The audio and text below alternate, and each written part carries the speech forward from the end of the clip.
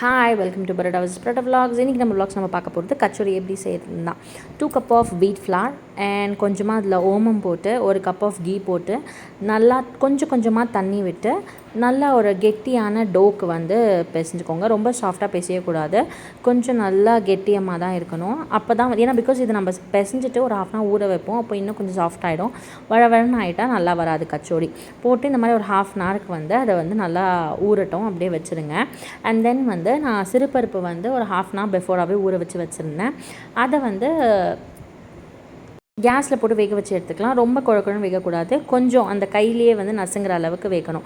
மஞ்சத்தூள் போட்டு அதை வேக வச்சு எடுத்துக்கோங்க. இதில் காட்டுற மாதிரி மிளகு, தனியா, சோம்பு, சீரகம் அதை வந்து நல்லா பவுடர் பண்ணி எடுத்துக்கோங்க மிக்சியில்.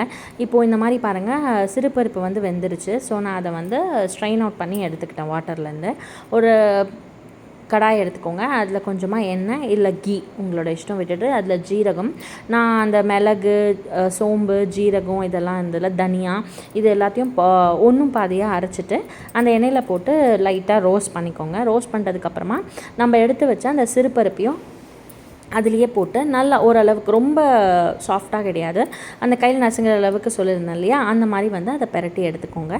அதில் கொஞ்சமாக பிஞ்ச் ஆஃப் சால்ட், பெருங்காயம், சில்லி பவுடர், மஞ்சத்தூள், அதுக்கப்புறமா தனியாத்தூள் போட்டுட்டு கொஞ்சமாக கசூரி மேத்தி போட்டிங்கன்னா ரொம்பவே சூப்பராக இருக்கும். நம்ம கடையில் சாப்பிட்ற மாதிரியே ஒரு குட் ஃப்ளேவர் கொடுக்கும்.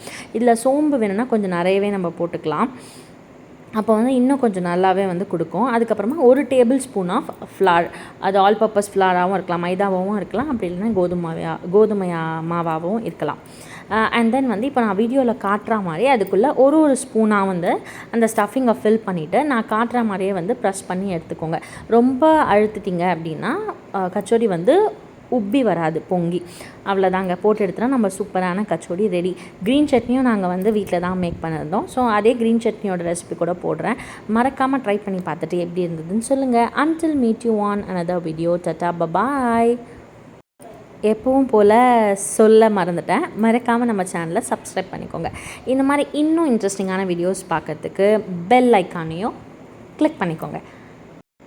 அண்ட் தென் இதே மாதிரி ட்ரை பண்ணி பார்த்துட்டு வரலை அப்படி இப்படின்னு சொல்லி திட்டாதீங்க. ஃபர்ஸ்ட் டைம் கொஞ்சம் வர்றது கஷ்டம்தான், பட் மறக்காமல் அதை நீங்கள் அகெயின் அண்ட் அகெயின் ட்ரை பண்ணிங்கன்னா கண்டிப்பாக உங்களுக்கு வந்துடும். நிஜமாலே டேஸ்ட் ரொம்ப சூப்பராக இருந்துச்சு. ட்ரை பண்ணி பார்த்துட்டு எப்படி இருந்ததுன்னு மறக்காமல் கமெண்ட்டில் சொல்லிடுங்க. பாய்.